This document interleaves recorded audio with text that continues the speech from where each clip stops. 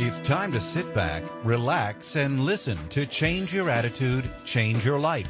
Change Your Attitude, Change Your Life will inspire, motivate, and empower you. Live your best life now.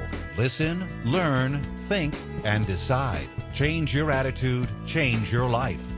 And now, here's your host, Joan Herman.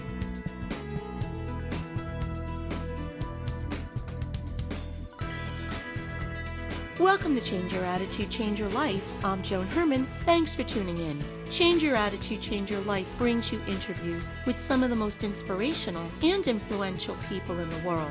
It's our goal to educate and empower you so you can live your best life now. Thank you for taking time for yourself, and thank you for letting us be a part of your life. We have another great show for you today. Today's guest, Karen Karbo, celebrates women who she labels as difficult. Women who believe that their needs, passions, and goals are just as important as those of everyone around her. In celebrating these women, Karen spotlights heroines who dared to break the rules. She's here today to discuss some of the lessons she's learned along the way. Karen is the author of a book series that includes CYACYL Rules, How Georgia Became O'Keeffe, The Gospel According to Coco Chanel, and her latest, In Praise of Difficult Women. Welcome, Karen. Thanks for joining us. Hi, Joan. Great to be here. So, Karen, you're celebrating women that you call difficult. How do you define a difficult woman? Well, as it turns out, it's actually not that difficult to be labeled difficult. The title is difficult, but I think maybe there should be some quotes around that word, because I don't think women who are fully themselves think of themselves as difficult. They just think of themselves as fully human. Mm-hmm. Difficult is the word that, sort of the culture kind of tends to slap on women who aren't too worried by what people think about them, for example, or women who aren't too worried about the expectations of the culture. They're more interested in what they know to be true about themselves. And also what you led with, saying a woman who believes that her needs, passions, and goals are at least as important as those of everyone around her. But as it turns out, anytime really that we kind of inconvenience somebody or make someone's life a little bit challenging, we risk being labeled difficult. For where I am in my life right now, I think that this is a compliment because, like so many women, I am doing the work now that I began in middle life after spending 17 years as a stay-at-home, work-from-home mom who put everyone's needs ahead of my own. And in doing so, I lost myself. I lost my self-value. I lost my self-knowledge of who I was. I lost my self-esteem. And it's in the reclaiming the young girl that I was that I am now a difficult woman. And I love being that.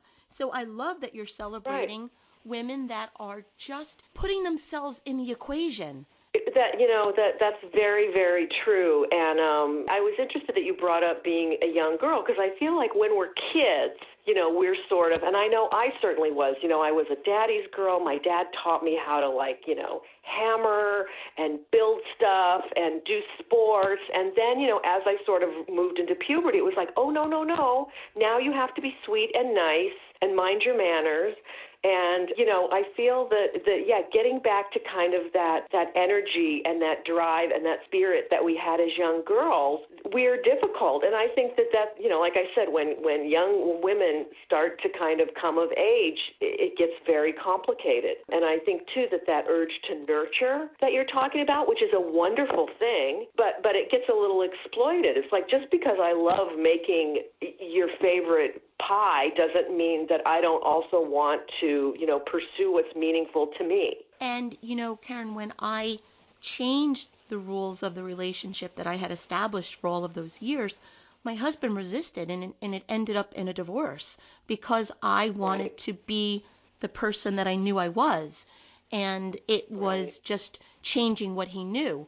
And he resisted that. And I think, in talking from personal experience, I think what happens to a lot of us, we're doing all of that nurturing. We're doing everything we believe we're supposed to do. And then our cup runs empty. And we're trying to fill up other people when our cup is empty.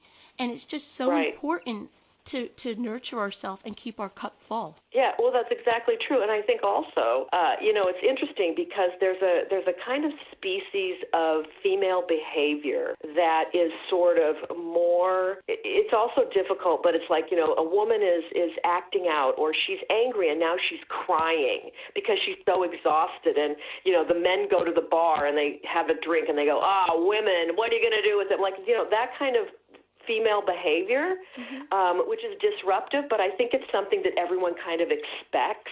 Oh, you're going to be emotional and you're going to be crazy. And that's not the kind of difficult I'm talking about, but I think that that's a kind of difficult behavior that people accept. But it's what you're talking about. It's when you're so depleted, when you don't even know who you are, when you haven't done anything for yourself, and then, this kind of behavior comes out, and I think everyone thinks, oh, now she's being crazy. That, the kind of difficult I'm talking about is the difficult when, yes, you say, you know what? I want to do this for myself. This is who I am. This is what's meaningful to me, and this is what gives my life meaning. And, you might have to make your own dinner tonight. And, does that inconvenience you? Of course it does, but you know what? You'll figure it out. So, I think, that this kind of difficult, which, by the way, it's not to say that the women that I've profiled here and I've written about didn't have bumps in their lives, didn't have, rough patches. They certainly did, but they were always who they were. And I think that, just coming from that place in our lives really makes such a difference, even when we're going through hard times. Karen, let's talk about a few of the women that you write about. I know that they all inspired you. What are some of the things that they dealt with or that they were able to overcome that resonated with you? Well, it's interesting. A lot of the women, I just sort of came from the suburbs of Southern California. Like, I came from a middle-class background. My parents were lovely people. My mom, unfortunately, died when I was 17, so that idyll sort of ended there. But, I didn't come from anywhere special.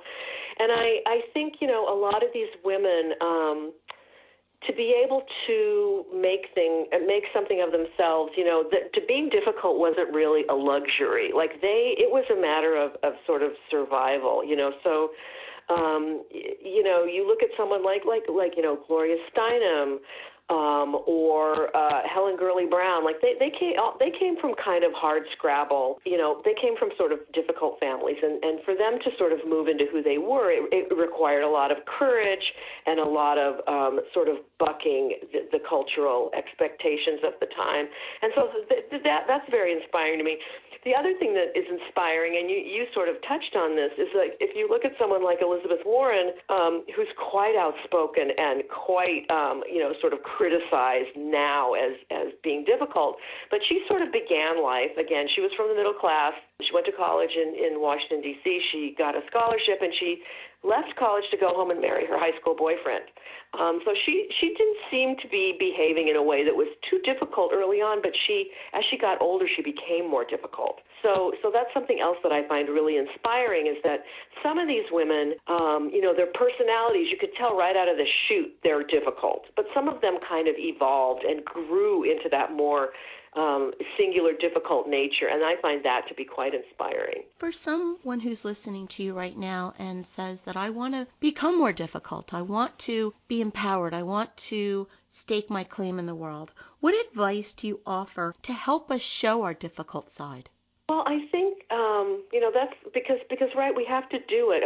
That's an astute question, because even though we're living in a time of #Time'sUp, and we have this very empowering call to action, it's great to be fired up, but then we go to bed and we get up in the morning and we still have to brush our teeth and get on with our day. So, you rightly so, you ask that question, like, how can we do it? I think, I think having stories of other women, I would like to think, you can see over and over again in 29 ways in this case, and I know there are many other books out there that kind of sort of address the same topic, but you can kind of just see how in their daily lives they behaved.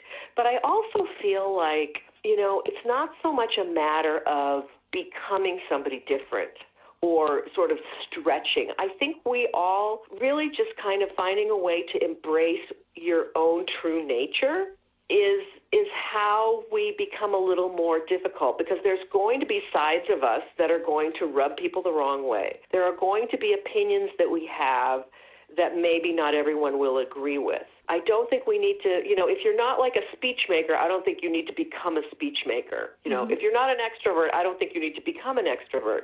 But I think if we're very close to our own personalities, there'll be a moment where you think, I'm going to tell that person XYZ. Or, you know what, I'm not going to say yes this time. I'm going to say no because I need to do this.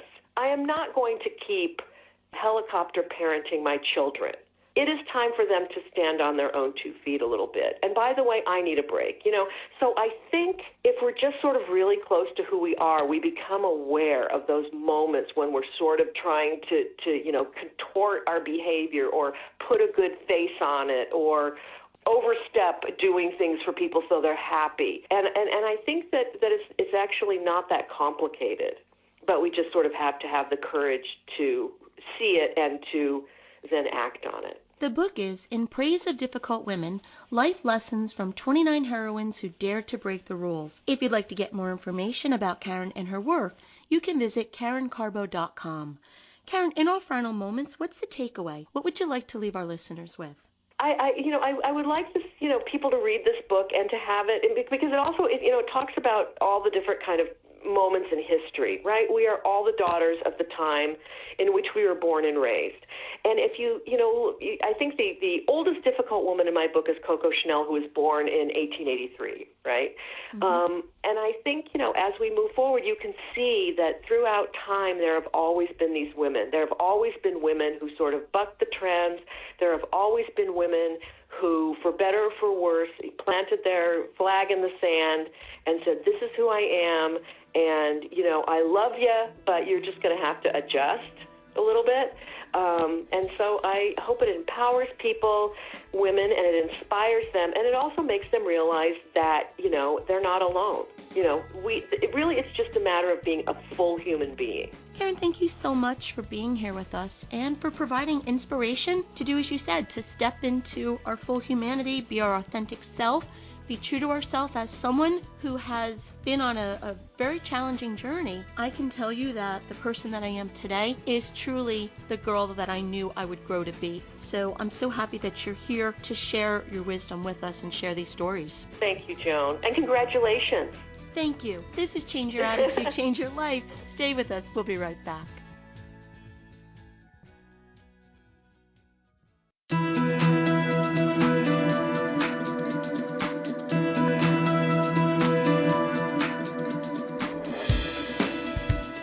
Thank you for joining us. I hope you found the show informative. At Change Your Attitude, Change Your Life, we believe that knowledge is power. Take what you've learned, apply it, and live your best life now.